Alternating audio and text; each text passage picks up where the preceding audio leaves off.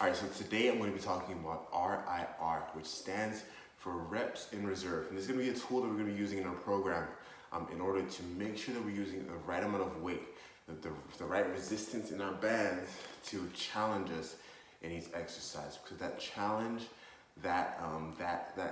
close proximity to failure in each of your sets, that you're doing in your workouts is what leads to building lean muscle.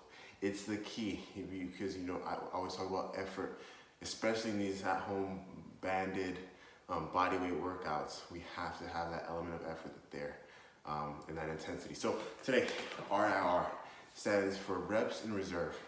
We're using bands to explain it. So just for example, let's say we have band pull-aparts. So band pull-aparts is here. This is what a band pull-apart looks like. Let's say that the workout calls for 10 reps at an RIR of 2, okay? So what that means is you do 10 reps. After you do 10 reps, because the RIR, reps in reserve, is 2, at the end of that 10 reps, you should feel like you could only do 2 more reps. You have 2 reps in reserve, okay? If it was 1, you could only do 1 rep. You have 1 rep in reserve. All right, so, and thinking about how this helps us pick the right weight to challenge us. Let's say I do this, boom, I get to 10. I'm using this black band, I get to 10. And I'm like, oh, I could do 5 more. All right, that means I would have a rep in reserve of 5.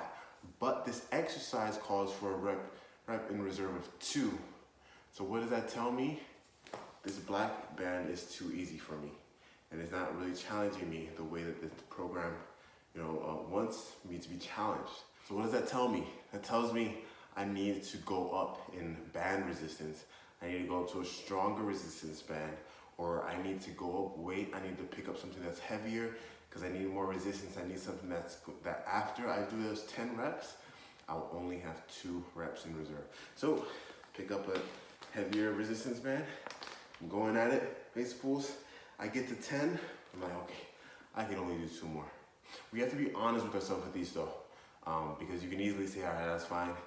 But when you can only do 2 reps, you can only do 1 more rep or 3 more reps, and we have to, kind of self-moderate in this way.